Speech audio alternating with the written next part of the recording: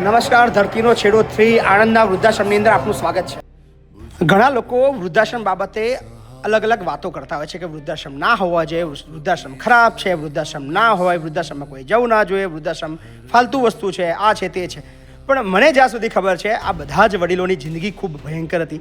2 time જમવાના પણ એમને તકલીફો હતી, પણ આજે એ સરસ મજાનું ભોજન જમે છે, સરસ મજાના ઘરની અંદર રહે છે, સરસ મજાની વાતો કરતાં કરતાં જીવન વિતાવે છે. એમના દુઃખો ભરેલા જે દિવસો છે એ હવે પસાર થઈ ગયા છે અને આનંદના દિવસો આવ્યા છે. સો આ બધા લોકોના જીવનની અંદર જે ઉત્સાહ, જે ઉમંગ છે એ વૃદ્ધાશ્રમ છે.